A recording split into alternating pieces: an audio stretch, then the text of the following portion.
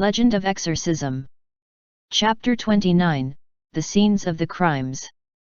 That person was indeed Qin Wu, wearing a set of metal armor. Hung Jun immediately went to go rouse the others, and Qin Wu sprawled on the ground, panting uncontrollably. As he convulsed, he raised his head to look towards the sacrificial altar of Akela in the front hall.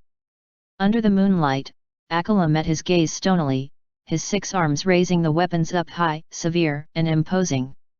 Footsteps sounded as Hung Jun hurriedly brought Li Jinglong over. Li Jinglong only took one look before asking, "Have the bloodstains outside been washed clean?" A Tai, Mo Rijin, and Chu Yongxi had all just woken up as well. A Tai stuck his head outside the door, and wearing just his pajamas, he rapidly came out. The ring on his middle finger emitted water qi, and with a shua a waterspout swept across the entire street, washing away the bloodstains that Qin Wu had left behind. He then left the alley and went onto the main street to clean the rest up. "Get water and splash it over his entire body," Li Jinglong said. "Hung Jun, go prepare some calming incense, quick." Qin Wu's full set of armor was removed, and he lay in the courtyard, his lips trembling non-stop, his body covered with the coppery scent of blood. Mo Rijin said quietly, "I'll do it." Just like that night when he had expelled Hung Jun's nightmare, Mo Rijin placed his hand on Qin Wu's forehead, letting him slowly calm down. I killed them," Qin Wu said, his voice trembling. "How many did you kill?" Li Jinglong asked in response. "Tomorrow morning, go turn yourself in. Little Wu, when you murder someone you have to pay for it with your life. Repay your debt. If you're a real man, why are you willing to do the deed but not shoulder the responsibility?" Qin Wu's features were twisted, and with a sobbing tone to his voice, he said, "I went to the Zheng family to seek revenge, but Zheng Wenbin and my stepmother were him, his entire family, and my stepmother. I killed them all." Li Jinglong, his entire family. Qin Wu. "You're insane. Save me, save me." Qin Wu choked on his sobs as he grabbed Li Jinglong's hand, not letting it go. Hung Jun was already dumbfounded, but when he recalled seeing Qin Wu during the day, the heavy atmosphere and the motions he went through when cleaning his sword, it seemed like everything that happened tonight had long since been set in stone. "Someone was pulling my hand." Qin Wu was in unbelievable agony, and he grabbed at Li Jinglong as if he was grabbing his sole life-saving thread, and his voice shook as he spoke. "I didn't want to kill that child, I didn't want to, it was only my stepmother and Zheng Wenbin, those two." Li Jinglong violently shook off Qin Wu, walking to one side, breathing heavily. Hung Jun lifted his gaze to watch Li Jinglong, and he saw that it seemed like there were tears gathering in those eyes. A Tai finished cleaning up the traces outside and came back. He said, "I'll clean up inside the house too ba." And with that A Tai waved the fan, and the water vapor exploded outwards, coating everyone's faces with water. Li Jinglong shouted angrily, "Don't cause more trouble." A Tai was yelled at out of the blue with this sentence, and he could only respond, "My good intentions were met with a lightning strike. If you don't want me to wash it, then I won't, why be so fierce? First thing tomorrow morning, you must go turn yourself in. If you don't go, then I'll escort you there," Li Jinglong said to Qin Wu. "You all take turns watching him, and Hung Jun, give him a little calming powder, but don't give him too much." And after saying this he went into his own room and heavily pulled the door closed with a loud slam. Who exactly is this person? Chu Yongxi still didn't know Qin Wu's identity, but Hung Jun felt some strange emotion in his heart. To Li Jinglong, Qin Wu seemed to be extremely important. "I don't know him," Hung Jun answered listlessly. Mo Rijin then had the rest of them go back to their rooms to rest, he could keep watch through the night on his own. Zhenshi. Hung Jun even went out of his way to knock on Li Jinglong's door, but he didn't get a response, so he could only let it be. The morning of the next day, when everyone came out, Li Jinglong's expression had already returned to normal, but in the courtyard Qin Wu had already disappeared. He left, Emorigen said. I went with him to the doors of the Judiciary Department, and he hasn't come out since. Li Jinglong closed his eyes and sighed. He responded, many things are fated to be in life, so go about whatever you're supposed to be doing ba. After breakfast, Li Jinglong was just about to dole out duties for his subordinates when Lian Hao came with more cases. Li Jinglong could only let Emorigen go rest, and as A Tai Chu Yongzi and Hung Jun went through the cases, he himself went out to investigate. Just as he stepped out of the doors of the exorcism department, Hung Jun followed him out. Go back ba, Li Jinglong turned his head and said. They had me come to keep you company, Hung Jun persisted. Li Jinglong paused in his steps, but he didn't say anything before he turned and continued to walk. Hung Jun followed along behind him. Last night was the first time that he had sensed such heavy resentment on a mortal, and when Qin Wu rushed in covered in blood, Hung Jun only felt that he was a Yao who had killed countless people. Li Jinglong sighed and said, we need to buy a few horses, otherwise it's troublesome when we go out.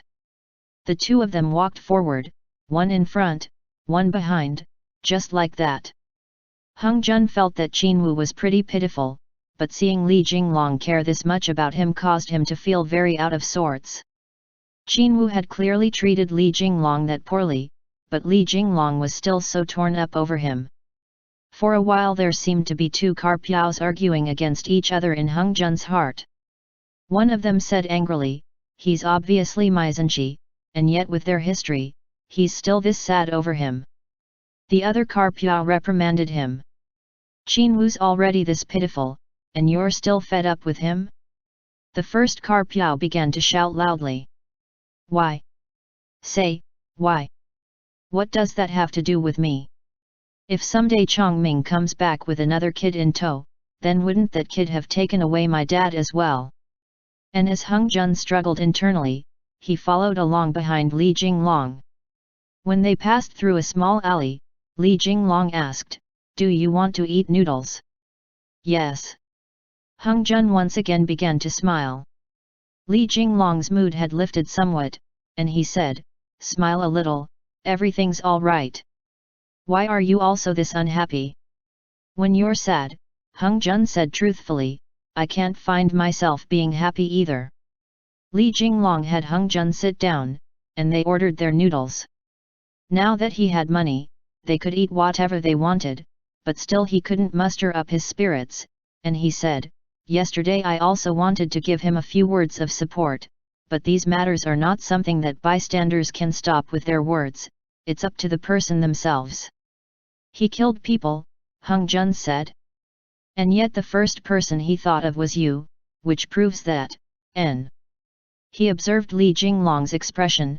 He had slowly learned how to watch a person's countenance as he spoke, so he swallowed down the last half of the sentence to prevent Li Jinglong from growing sad again. When Li Jinglong heard these words, he seemed to sense something, and after he shot a look at Hung Jun, the furrows on his forehead smoothed out a little. Hung Jun. Li Jinglong, it's nothing. The two of them finished eating their lunch in this strange atmosphere, and Li Jinglong said, don't eat too much. You can only have one bowl today. Hung Jun persisted, and in the end Li Jinglong couldn't win him over, so he could only let him eat 2 bowls. Hung Jun said, I'll pay for my own. It's not a matter of money, Li Jinglong said. Your Zhenqi now has more than enough money, enough even to request the boss of the establishment to come home with us and make noodles for you every day. I'm just afraid that you'll... Afraid that I'll what? Hung Jun asked. Don't look down on me. All right, Li Jinglong said. You eat your fill. This noodle stall was a very famous 50-year-old stall in Chongan that specialized in roasted goose noodles.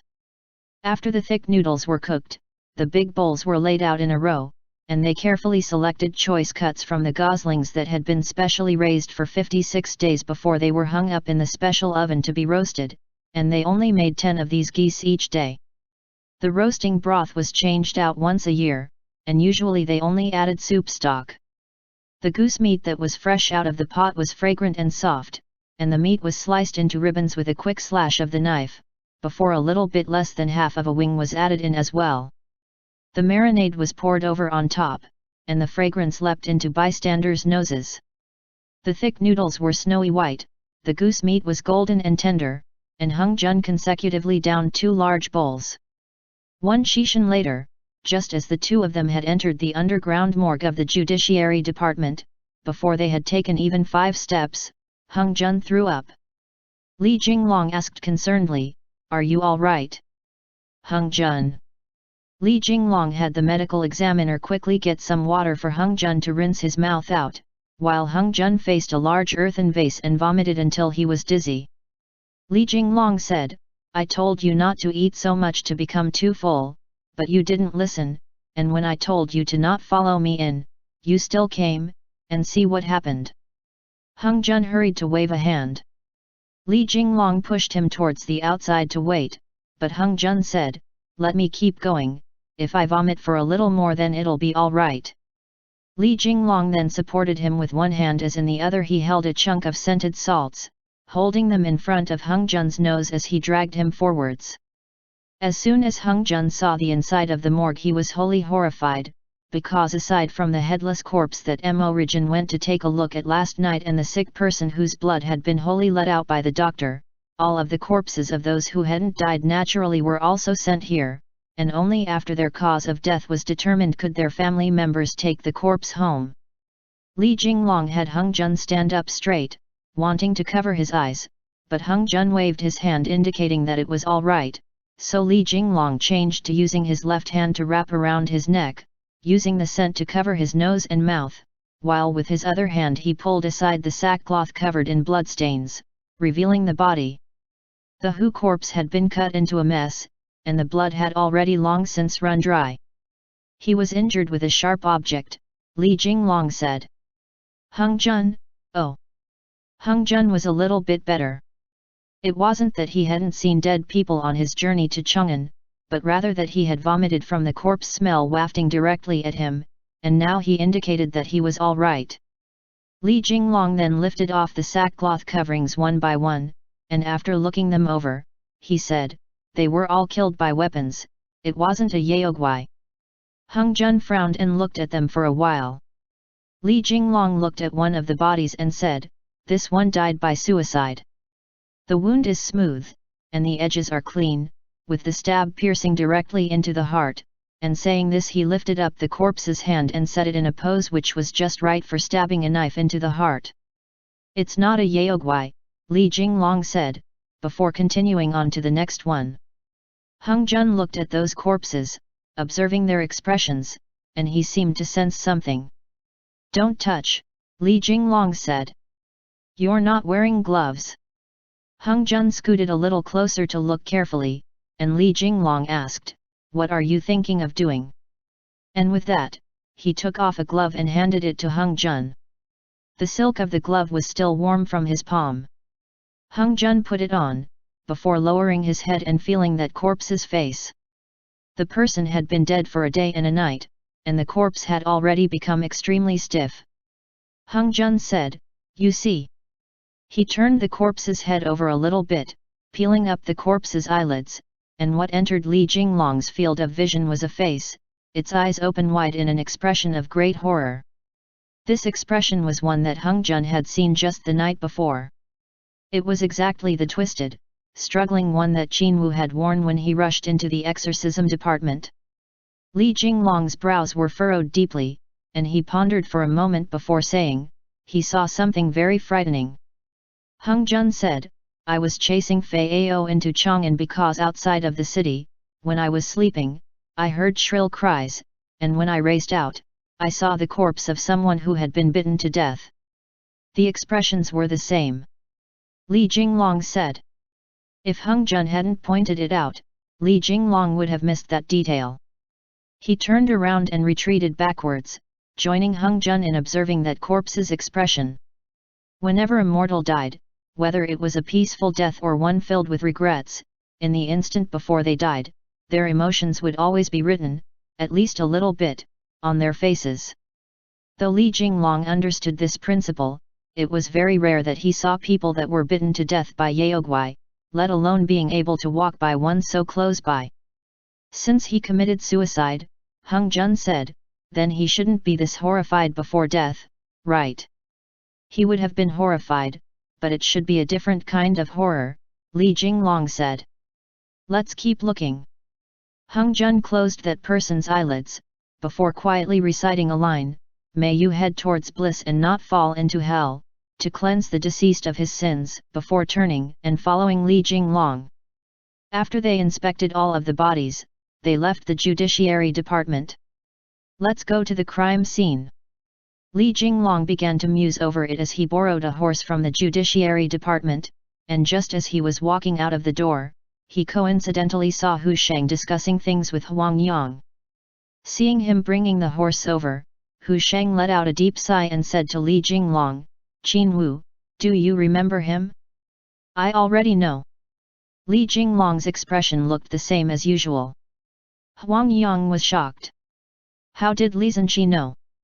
Akala told me, Li Jinglong answered, nodding politely at him. Hu Sheng said, Jinglong, do you think you can ask for mercy on his behalf in front of His Majesty and Chancellor Yang? Li Jinglong flipped up onto the horse in front of the two of them as he said, the consequences of a thoughtless action must be borne by him alone. Hung Jun, we're going. Hung Jun climbed on, sitting as usual behind Li Jinglong. Li Jinglong shook the reins, and the horse received the signal and left the judiciary department. On their way, Hung Jun didn't dare to speak too much, and when they came to a stop outside of the doors of the Zheng family house, Li Jinglong thought for a moment before getting off the horse and walking in on his own 2 feet instead.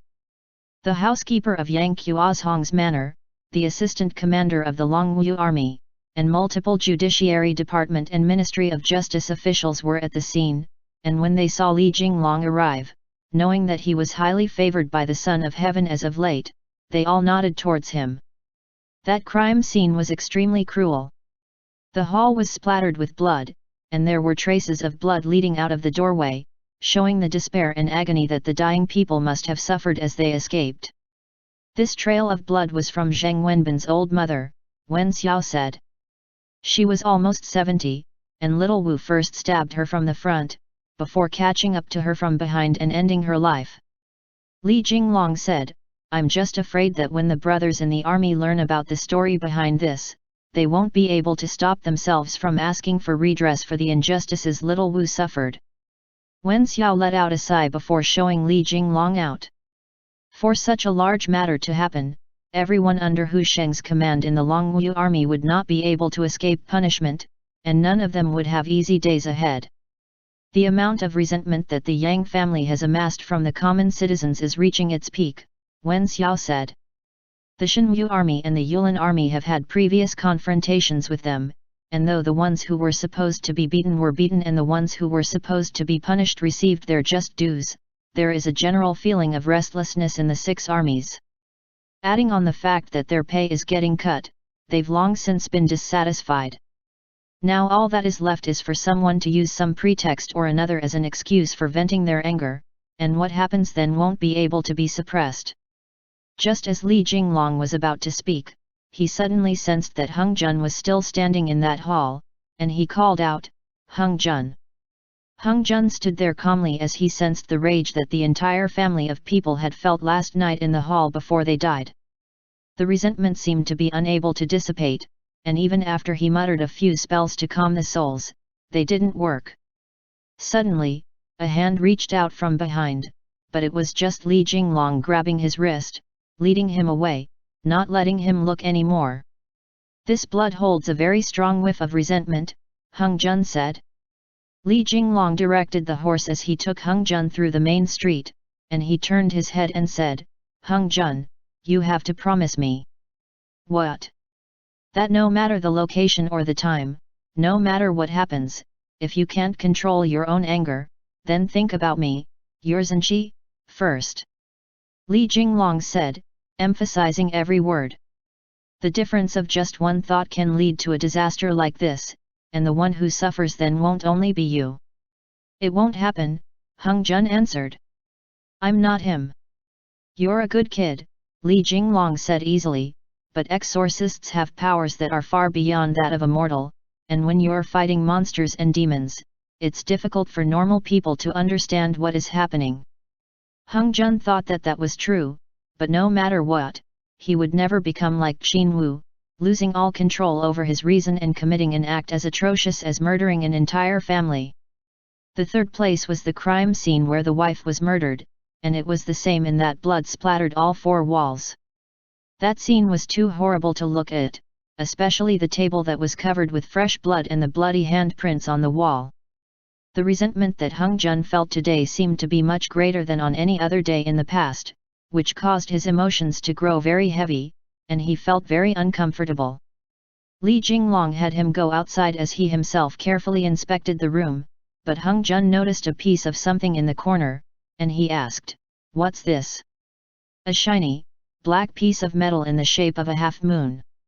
Li Jinglong answered, "Since it was in a blacksmith's house, I imagine it's some sort of armor." Hung Jun held that metal piece, rubbing his finger over the sharp edge, and Li Jinglong asked, "What's wrong?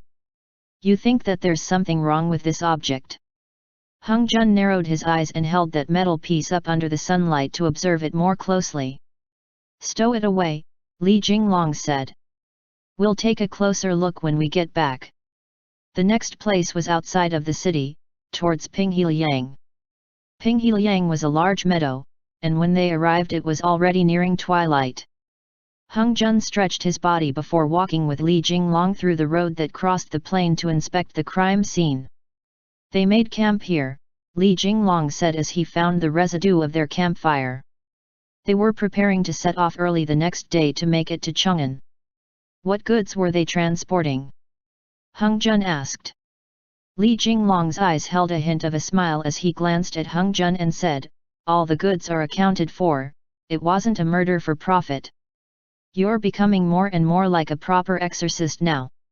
"Hung Jun, I only wanted to ask if they had any leftover goods, so that I could find some dry rations." Li Jinglong. "That person first stabbed one person to death here," Li Jinglong said, pointing at a series of bloodstains. "The victim was here, and then the person slashed another one's throat, who died, here." He turned to point at another place. "This person's very strong," Hung Jun said. "The corpse was about the size and height of Chu Yongxi." "Wu," Li Jinglong said.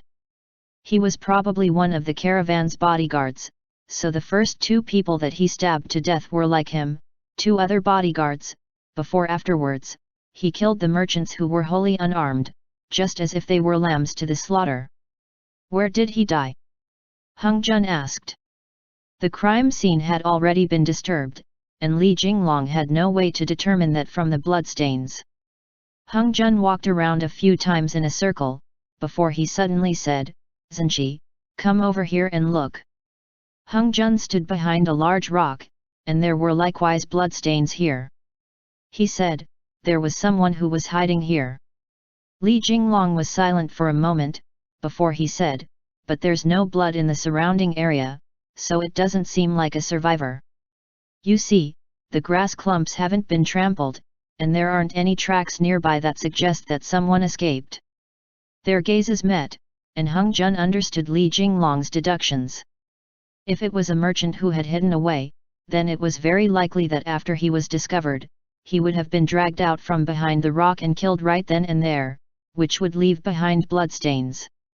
So that was to say, the one hiding behind the rock was precisely the executioner who suddenly killed all the people, the bodyguard who at the last ended up killing himself. Li Jinglong patted Hung Jun's shoulder, squatting with him behind the rock, looking out towards the scene of the crime. He asked, what was he watching? Hung Jun hurried to get up and rush towards the campfire that was dyed with purple-black blood, turning his head around and looking in all directions. Li Jinglong furrowed his brows as he thought, slowly walking over. Hung Jun turned, first looking at Li Jinglong, before looking at the ground. The two of them looked over, only to see that there was a very faint set of tracks leading away into the tall grass. Li Jinglong breathed in sharply, following those tracks to the edge of the plains, where a corpse of trees stood, and on the ground were numerous broken branches.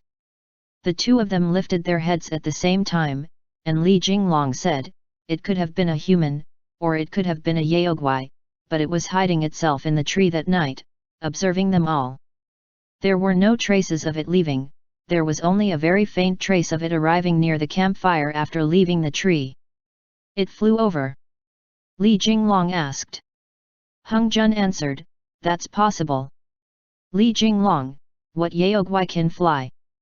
Hung Jun, "Many yaoguai can fly ba, if I start counting now, I still won't be done tomorrow morning." Li Jinglong could only let it be. End chapter. Legend of Exorcism. Chapter 30. Searching for tracks underground. At this time, night had fallen, and Li Jinglong suggested, "Wait here a bit."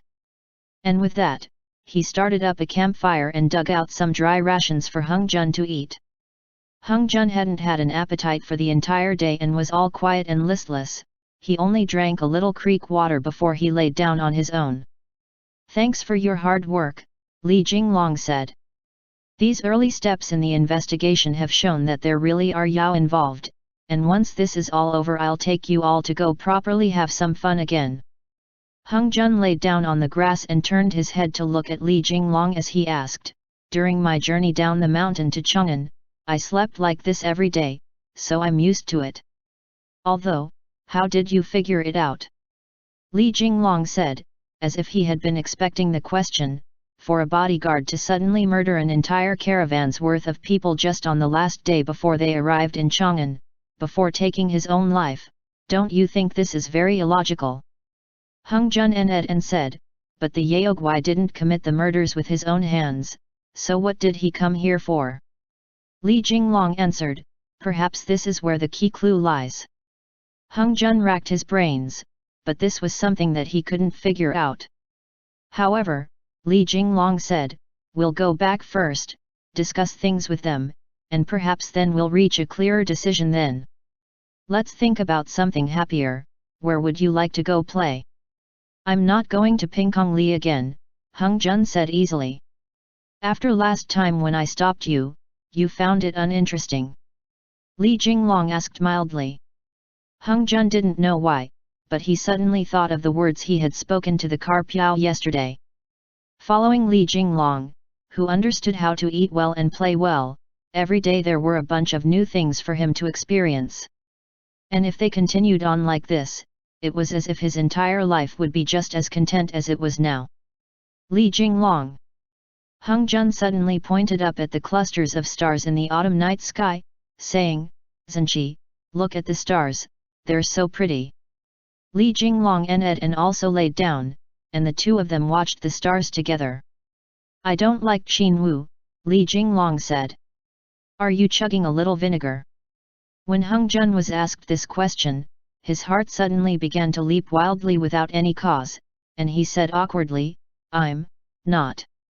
"You saw me worrying over him," Li Jinglong said with an earnest expression, "so you felt pretty dissatisfied, right?" Hung Jun immediately turned to lay down on his side, not saying anything more. Li Jinglong then said, "I used to be good friends with him, so I just couldn't bear seeing him fall to the level he's at today," and saying this, he turned his eyes again to the starry sky, saying absent-mindedly, "Though I've only known you for less than a month, your speech and mannerisms show clearly that you're from a saintly family. And with how you conduct yourself amongst people, it's even more clear beyond a doubt, so how can you be compared to someone of this dusty world?" When Hung Jun heard Li Jinglong praising him like this, flowers blossomed in his heart. He turned around and looked at him as he said, "Really? You're making me really happy praising me like that." Li Jinglong said mirthfully, "Just take it as me making you feel better." Hung Jun was a little sleepy, and he mumbled fuzzily, "Sometimes when I see Du Hanking or Little Wu, I can't help but think, if I hadn't grown up in Yao, in that house, then perhaps, compared to them, I would be even worse off. So the advantages that I have are only because I was born into a good family, that's all." "That's not necessarily the case," Li Jinglong said. Everyone has their own nature, and though some people may be beaten down again and again until they have nothing left, there are many things they wouldn't stoop to doing. That day you said, you like Zenji. Hung Jun ended as his eyelids grew heavy, weariness curled around him, so he missed what Li Jinglong said after that.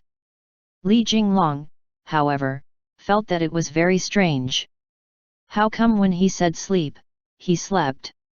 He reached a hand out and shook Hung Jun a little before calling his name once, but after he didn't get an answer, he could only let him be. The campfire slowly died down, and the world sank into darkness. Hung Jun suddenly startled awake in the darkness and let out a loud shout like before. He felt that there was a piece of clothing laid over him, but before he finished struggling, Li Jinglong who was lying next to him immediately reached his hands out and held him down. Li Jinglong had moved over to lie shoulder to shoulder next to him at some point in the night, and the two of them were covered by his outer robe as they pressed together. Had another dream? Li Jinglong asked him concernedly. Why are you always having nightmares? Hung Jun breathed lightly as he said, I dreamt that I saw Yaogwai killing humans. He dreamt that he saw that corpse from the daytime hiding behind the rock, shaking uncontrollably, as a black shadow emanating fog moved forward, reaching out a hand. The blood covering the ground turned into wriggling worms that danced and leapt as if they were alive, before finally collecting endlessly in his palm. Don't be afraid, Li Jinglong said quietly. Are you sensitive to resentment? I've been wanting to ask you since earlier today. Hung Jun ended as he felt the powerful beat of Li Jinglong's heart within his muscular body. There was a dim brightness near his heart meridian that drew him in, and he scooted over slightly. His spirit, which had been startled by the nightmare, slowly settled, and he once again entered sleep. In the early morning of the next day, when he woke up again, nothing had happened. Li Jinglong patrolled around the area in another circle before saddling up with Hung Jun and chivying the horse back to Chongan. When they arrived at the exorcism department, the other three were currently lying in the main hall sleeping in their clothes. Clearly, they had been looking over cases for the whole night. Last night more new cases came, A Tai said, his eyes hazy with sleepiness. A homicide, Yaogwai. And there were even eyewitnesses. Li Jinglong thought deeply for a moment, before saying, for now, leave this case be and listen to the results of our investigations. Hung Jun, you tell them this time. Ah. Hung Jun had long since forgotten most of it, and said, yesterday I first ate 2 bowls of roasted goose noodles. Wow, you guys. A Tai said angrily. We were working ourselves to death in the exorcism department, and you guys went out to eat good food. Li Jinglong really felt that the more Hung Jun said, the deeper of a pit he dug for them, and he said angrily, talk about proper matters. So Hung Jun could only rely on his memories as he went over their investigations in detail, and when he got to the part about him vomiting, everyone, including the Carpiao, spoke in unison, you deserved it. At the last, when he was talking about Ping He Liang, everyone's foreheads were deeply furrowed as they began to exchange ideas back and forth. This time, it was Li Jinglong who answered. He laid out the causes and effects very clearly in a highly organized manner, before he said to Hung Jun, haven't you forgotten something? Hung Jun couldn't think of anything. Origin, however, said first, the first 3 might not have had Yaogwai involved, but the last one definitely has some oddities. You're counting Qin Wu in as well, Li Jinglong pointed out. Amongst these 4 cases, I keep feeling like there's something in common. A Tai mumbled. Is the thing in common that the judiciary department can't solve them? Chu Yongxi said. Everyone. Chu Yongxi waved a hand and said gleefully, they're all related to blood. Hung Jun, oh yeah. Aside from the doctor who since escaped from the city, it seems like the trail has gone cold, Li Jinglong said heavily. For the rest of the cases, no matter if it was the crime scene or the modus operandi of the killer, they were all extraordinarily violent. That can't in and of itself constitute a similarity, Origin frowned. Homicides always have fresh blood splattered all over the ground. Li Jinglong then said, the killer always lost their reason at some point in time. Chu Yongxi, when a person is overcome by rage, they'll always do some rash action, when they're driven by a heart devil. Heart devil. Li Jinglong bluntly pointed out the term that Chu Yongxi used. Everyone fell silent again. Only Qin Wu was this way, right? Hung Jun said. After all, we haven't seen any of the other killers. Li Jinglong reminded him, that bodyguard who committed suicide. Hung Jun immediately remembered the expression of the bodyguard who committed suicide, and it was even he himself who had discovered that detail. We need to go find the blacksmith in the wife murdering case, Mo Rijin said. If he's the same as Qin Wu, then there might very well be a problem. The blacksmith's neighbors were familiar with him, right? A Tai asked. According to their testimonies, he was an honest person. Li Jinglong indicated that A Tai take a look for himself. When the topic turned to the blacksmith, Hung Jun suddenly remembered something and pulled out that half-moon-shaped metal piece he found at the blacksmith's house, saying, I keep feeling that this. Wait. Chu Yongxi immediately got up, scooted over quickly and grabbed it, holding it in his hand, breathing rapidly. What artifact is this? Hung Jun asked. The moment he saw this metal piece, he felt as if there was a very faint whiff of Yao energy on it, but he couldn't say for sure where it came from. Of the five of them, Chu Yongxi's knowledge was the most vast, and since he knew about the Sword of Wisdom, he could potentially also know about this thing's origins. This isn't an artifact, Chu Yongxi murmured. This is a scale. The afternoon of the next day, a jailer brought the members of the exorcism department, as well as the record keeper from the judiciary department, Lian Hao, into the deepest part of the prison. We've interrogated him already, and he doesn't admit to it. He only mentioned that when he moved to kill his victim, he felt as if he was bewitched. Lian Hao had the jailer use the keys to open the gates of the cell, letting them in. The killer had hidden himself in a dark corner of the cell. He was a 50-plus-year-old blacksmith, spasming sporadically. His hair was completely untied and messy, and he kept muttering strange phrases. Clearly, his wits were scrambled. Li Jinglong lightly touched him, and that blacksmith instantly let out heart-rending wails, crying, "Ghost dash! Ghost!" Mo Rijin knelt on one knee in front of that blacksmith, observing his expression. "What did you see?" Mo Rijin asked. "Don't be afraid, tell us." The blacksmith couldn't stop trembling, and his features were twisted in a grimace as his throat let out gurgles, but he didn't say anything. Li Jinglong's forehead was furrowed deeply as he glanced at Hung Jun, and the two of them both came to a tacit understanding as they recalled the frozen, dead expression of that bodyguard that had killed the entire merchant caravan. "Ghost? A ghost," the blacksmith only said that one line as he scrambled around.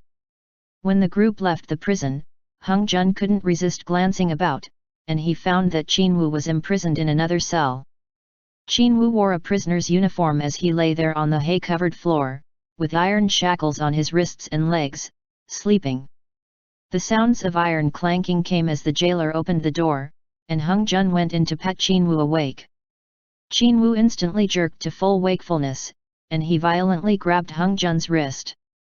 Save me, Qin Wu's voice trembled. "I shouldn't have done that. I was wrong." Hung Jun frowned. "Little Wu, tell me, what exactly happened?"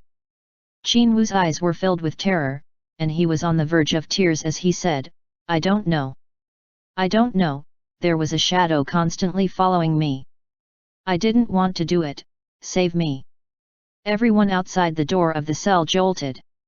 "Say it a little clearer." Li Jinglong entered the cell, kneeling in front of Qin Wu, taking in his expressions. Qin Wu said, quaking with fright, "After I killed them, a shadow came in." Hung Jun instantly grew alert, but Li Jinglong asked, "What did the shadow look like?" Qin Wu shook his head and said pleadingly, "I don't know, I didn't see it clearly. I escaped, I didn't dare to stay any longer."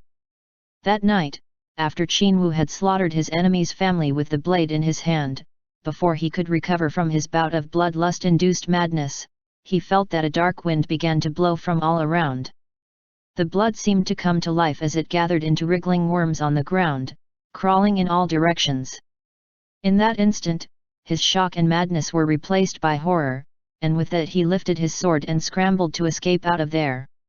It was probably a hallucination, Lian Hao frowned and spoke.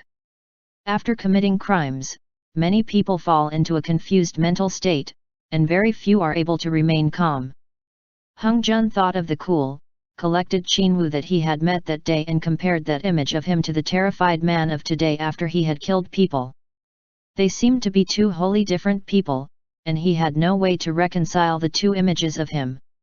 That night, a thin sliver of an autumn moon shone in the sky as everyone stopped in front of the Bridge of 9 Turnings, all of them not saying a word. Hung Jun turned that piece of dragon scale over and over in his hand, flipping it from his index finger to his middle finger, from his middle finger to his ring finger, before reversing the process and flipping it back around to his index finger. "Don't cut your hand," Mo Rijin warned him. "A dragon?" Li Jinglong asked. "Instigating a blacksmith, Qinwu, and these kinds of people to go kill others, what is it for exactly, what is the motive?" "It must have something to do with some evil spell," Chu Yongxi deduced. "Though what Hung Jun has in hand can be called a dragon scale, the 9 sons of the dragon each have their own idiosyncrasies, and the possibility of it coming from a real dragon is minute." Hung Jun said. "Dragon scales and phoenix feathers both hold the power of extremely powerful magical beasts within them. This perhaps is a scale from the dragon tribe, but it's definitely not from a real dragon." At this time, the sound of splashing came from the Bridge of 9 Turnings, and the Carpiao clambered out of the river dripping wet as it said, "The water in the river is all murky, nothing can be seen. But on the innermost side of Lake Jinchi, there's traces of some large thing crawling all over it, knocking many of the carved rocks on the side out of alignment. As long as they were of the water tribe, even if they cultivated into a real dragon, aquatic Yao would often need a water source. For those who hadn't cultivated very high, like the Carpiao, soaking in the water was even more necessary for them." Li Jinglong's first guess was indeed accurate, since this was an aquatic Yaogwai, then it must have left traces within the waterways of Chongan. "Split up and investigate all of the waterways," Li Jinglong said. "If you find anything strange, report back immediately." Everyone then split up to go search in all the nooks and crannies of Chongan. In the region of Chongan, ever since the time of the Western Zhou dynasty when it had been known as the capital, Hejing, since the time of the Han dynasty's fall, there was the saying that 8 rivers wrapped around Chongan. The Jing and Wei rivers flowed through this 1,000-year ancient capital, and their tributaries split and met in a complicated web of water, and in places like the Shanglin Gardens, where the water depth could reach as deep as 1 zhang. If there were aquatic Yaogwai scattered about, then every outlet, every river, and every grill would all bear traces of movement. Hung Jun and the Carpiao went east along the Lishui Bridge. The tranquil city had already long since entered curfew, and there was only the sound of 1 human and 1 Yao chatting in a dark alley. Some Yao are born as dragons, but some Yao have to cultivate for thousands of years to become a dragon, the Carpiao sighed. "Say, how unfair is that?" Hung Jun held the pentacolor sacred light in his hand as he lit up his surroundings, saying to the Carpiao, "I, however, feel that Carpiao have an unfair advantage. Clearly they have no relations to the dragon tribe, but all they have to do is hop over the dragon gate to become a dragon." "That's a fanciful thought," the Carpiao responded. "Those picture books were all lying to you, understand? You have to first gather up merits, and after gathering enough merits, then when you go to hop the dragon gate, you can become a dragon." Hung Jun stood by one of the entrances to the waterway in the west of the city, holding the pentacolor sacred light up to shine into it. There was the sound of water dripping, and as another drop fell, the Carpiao hurriedly hid behind Hung Jun. Within the darkness, their surroundings were very quiet. The Li River went underground at this point, flowing out of the boundaries of the city and into the moat around the outside of Chongan. It was also at this location that the eastern Chongan city wall was built by Qin Kaiang during Li Shimin's reign. It was built on a hill, and during a drought, the water would flow in from the outside, entering Chongan and causing the water level to rise. During a flood, the water in the city would flow towards the Wei River, heading towards the Qinchuan Plains. This method was used to control the water flow in and out of the city. After Wu Zetian moved the capital to Luoyang, this place had been left to rot for a long time, and as of today, it had not been tended to for a long time. The Ministry of Industry didn't maintain it, which caused the underwater canal to be filled with silt. The opening was blocked off by a stout iron grill, but beneath the bars of the iron grill, something glimmered faintly as the light shone over it. The Carpiao dashed over to pick it up, and Hung Jun exclaimed, "It's another piece. Why does it look different?" Hung Jun put those two metal scales next to each other to compare, only to see that one piece was dark grey, while the other was a green-blue, a very clear difference. "There's more than one," Hung Jun said darkly. Hung Jun tried to lift up the iron grill, but that grill weighed almost 2,000 jin, so he could only pull out his throwing knives and slice off one of the bars. He held that broken bar in his hand as he turned and entered the waterway. "Hung Jun, don't be so quick to act, your throwing knives aren't a complete set. I'll go call the others, and we can discuss then," the Carpiao said. Hung Jun didn't know whether he should laugh or cry. "You're looking down on me too much, ba." Though Hung Jun had bumped and stumbled into many situations on his journey here, he still had a little bit of actual ability. Compared to his comrades in the exorcism department, however, it was not enough. The Carpiao turned round to alert their companions, while Hung Jun slowly pressed forward in that darkened waterway. The tunnel was wide and deep. The sound of water dripping came intermittently, and around him the darkness was so dense that when he reached a hand out he couldn't see his fingers. From afar, a breath of wind gusted by, before a zhi sound came, as if someone was pushing at a wooden door. "Who's there?" Hung Jun cried, startled. There was no response. Hung Jun stood alone in the darkness, and with a paw he let out a crisp, clean snap.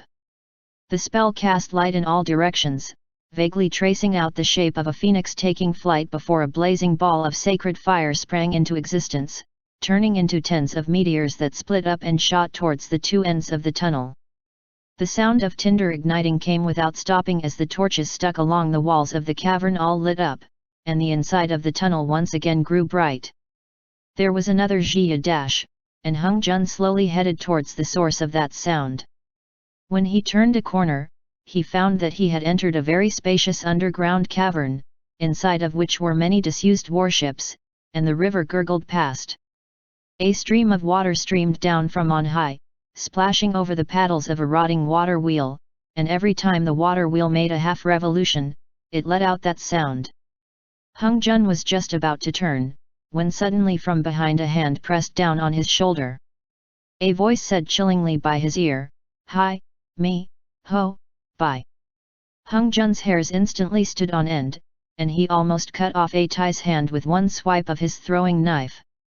When he turned, A Tai immediately indicated that he should stay quiet. The Carpiao had only found A Tai in the vicinity, and the others hadn't yet come over. What exactly does that sentence mean? Hung Jun was frightened almost out of his wits. It's Persian for hello, Hung Jun, little darling. A Tai held that gem-encrusted folding fan as he spoke, smiling ruefully. The last part is what you added on yourself, hey, Hung Jun said impassively, before tossing the other dragon scale to A Tai. A Tai indicated that he should look down, before with a wave of his fan, small wisps of flame flew holila out of his ring, lighting up the still riverbank. On the riverbank appeared a line of human footprints. The two of them looked at the footprints for a moment, before lifting their heads at the same time, looking towards the still waters. "Perhaps it's hiding in the water," A Tai said very quietly. "Want to bet on it?" Hung Jun answered, equally quietly, "I feel like this Yaogwai might not be at home." A Tai raised an eyebrow, meaning, "Where did you get this information?" And Hung Jun said quietly, "For the past several days, the homicides have all happened at night, right?" "Smart," A Tai chuckled. Before, without any warning, he waved the fan in his hand, churning up the waters of the river. "Wah!" Hung Jun said hurriedly, "I was only guessing." The godly hurricane fan in A Tai's hand exerted its full power, and to the sound of a huge bang, all of the water flowing in the river was caught in a giant spiral, before with a hwalla it collapsed downwards. The sides of the cavern were covered with waterfalls that flowed downwards. "Little darling was right, it's clearly not at home," A Tai said easily. "Why don't we each search a side? You pick first." Hung Jun then turned around, and together with A Tai they began to search the two sides of the cavern. The warships that had been made out of wood were rotting and falling apart, and he carefully picked his way over the deck of one of them. "A Tai," Hung Jun said. "Come take a look at this." A Tai swiftly leapt over the prows of several ships, landing next to Hung Jun. On the deck, Hung Jun had found a carved array packed with sigils. Within the array was placed a brass plate, and within the brass plate was a drop of some strange, bright red liquid, which was constantly moving. The two of them exchanged a glance before lifting their heads and looking around at their surroundings. "It seems like a hastily built altar," A Tai frowned. "Is it used for sacrifices? And what's this array for? Why haven't they come yet?" Hung Jun asked. A Tai kept feeling that there was something off, and he said, "Take the thing, and we'll go." A Tai indicated that Hung Jun should pick up that brass plate as he himself pulled out a tiny, delicate glass bottle. He pulled out the stopper, pointing the mouth of the bottle towards that drop of blood, and right after, in an instant, that drop of blood seemed to come to life as it turned into a thin film with a shua. It then came flying at the two of them. "Careful!" A Tai shouted. Hung Jun hadn't yet had a chance to react when A Tai instantly waved his folding fan. A strong wind gusted out, sending the two of them out of the array. And in the next instant, that drop of fresh blood shot into the water of the river, instantly turning the waters of the river blood red, as it rushed towards the two of them. Hung Jun began to shout loudly. "What is this?" A Tai shouted, "Leave this place. Go find help." Right after that A Tai used up all of his strength, waving his fan once as he tried to send Hung Jun out of the way of the oncoming wave of blood, but in that instant a shadow appeared at the entrance to the cave and blocked off Hung Jun's path forward. The sea of fresh blood covered the land and sky as it came towards them. Hung Jun's body was in mid-air, as he saw a shadow coming towards him, cloak fluttering out behind him, revealing a fierce face. It was Yazi. The skin of Yazi's face was pulled tight in a grimace as he peeled back his lips to reveal his tusks, spreading his sharp claws, leaping towards Hung Jun. "A Tai dash!" Hung Jun let out a loud shout, but A Tai had already been swept away by that sea of blood that had coalesced into a giant wave. Right after, the throwing knives in Hung Jun's left and right hands came out at the same time, and those two knives solidly caught Yazi's sharp claws. Yazi opened his mouth, and his eyes that were like copper bells shone with a flash of strong light. Though Hung Jun felt not even a sliver of fear, his entire body trembled at the force. In that instant the pentacolor sacred light shot out, colliding heavily with Yazi. Yazi had never expected that it could not beat this youth, so it had underestimated his enemy. Now, it flew out backwards, slamming heavily into the side of a boat, breaking through the railings, and flipping head over heels into the sea of blood. Hung Jun's pentacolor sacred light was originally the strongest protective artifact, and it could protect against basically anything, including flying sand, blazing fire, chilling ice, and wild thunder.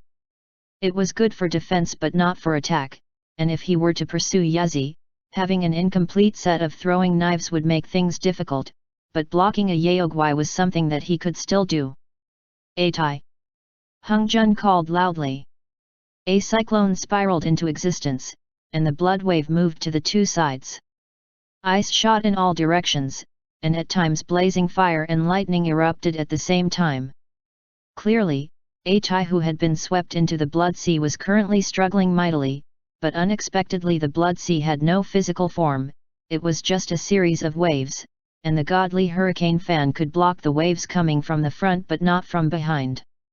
Atai leapt non-stop between the prows of the boats, but another huge wave rushed overhead, and he was almost once again swept back in. The sea of blood relentlessly rose higher, and Atai was already panting heavily. The broken boat on which he had landed had already almost all disintegrated, becoming a lone island in the sea of blood. In a flash, Hung Jun sent his grappling hook shooting out, wrapping Shua Shua around the highest point of the cavern. He ran swiftly, one hand grabbing the other end of the rope, circling around that ring-shaped cavern, before turning his body and running upwards. With a turn, he spread his arms as he leapt through the air towards Atai, shouting, "Grab on dash!" The frenzied blood sea rushed down in all directions towards Atai, and with a vengeful roar, Atai spun in a circle in place, and a violent wind erupted outwards, turning the wall of blood that was rushing towards him into a whirlpool, before he flipped head over heels in the air, sending out a cyclone rushing towards the ship, borrowing that force to leap upwards towards the ceiling of the cavern. The ship could only disintegrate under that powerful rush of energy, and as Hung Jun leapt down from mid-air, grabbing Atai tightly with one hand, Atai turned and waved his fan once more, and the violent gust of wind rushed back, sending the two of them like an arrow leaving a bow towards the entrance. The blood sea swallowed up all of the empty space as it rushed upwards towards the ceiling of the cavern, before curling in on itself and closing in, rushing downwards towards the two of them. Hung Jun flicked his left hand once, and the pentacolor sacred light rose from the ground, turning into a wall. The blood sea slammed into the wall, but it had no way to pass through. Atai couldn't stop panting, and Hung Jun's hands turned in an arc as he pushed the pentacolor sacred light forwards. Atai shouted, "Nicely done!" That blood sea was pushed relentlessly back by Hung Jun, and the earth-shaking tsunami was forcefully stopped in its tracks just like that. Right afterwards, a misshapen monster appeared from within the water, slamming heavily into the protective barrier of the pentacolor sacred light. Yazi finally revealed itself, but just as before, it couldn't break through Hung Jun's super artifact. Watching this scene, the entirety of the cavern seemed to become a glass fishbowl, an array of light several zhang in length and width blocked off the almost 10,000 Jin river water that had been dyed red with blood. Inside the water, a horrific huge beast was currently wildly attacking the barrier. "How long can you keep it up?" Atai asked. "In terms of the magic, I should be able to keep it up until tomorrow morning with no problems," Hung Jun said. "It's just that my hands will get tired." "When I say release it, then you release it," Atai said. "And then turn and run. When I tell you to stop, you stop, then use your artifact to block it." "All right," Hung Jun answered. "Be careful." In that instant Yazi once again rushed towards the pentacolor sacred light, colliding heavily with the light, before the pentacolor sacred light glowed brightly and sent it flying out. "Release!" Atai shouted. Hung Jun let the pentacolor sacred light dissipate, and in that instant the tsunami wave of the sea of blood collapsed down onto them like a landslide. Right after, Atai spread his arms out to the side, leaping backwards, shouting, "Run!" Hung Jun immediately turned and ran, and as Atai leapt backwards, he slowly pulled apart his hands. A ring on his left hand released a series of densely packed fireballs, and with a wave of the fan in his right hand, the swarm of fireballs shot towards the sea of blood. In that instant, Yazi rushed out of the great wave of the blood sea, roaring as it leapt towards the two of them, and Atai then shouted, "Stop!" When Hung Jun turned his head, he saw out of the corner of his eye that Yazi had opened his bloody maw, but what was awaiting him was an unceasing flow of tens of fireballs. In that instant, the fireballs flew with shiu-shius as they all entered Yazi's mouth. Hung Jun bowed his body, and his hands pressed against the ground as the protective shield of the pentacolor sacred light once again rose. With a dull thud, as if someone had slammed head first into a wall, the fireballs that Yazi had swallowed down exploded in his gut.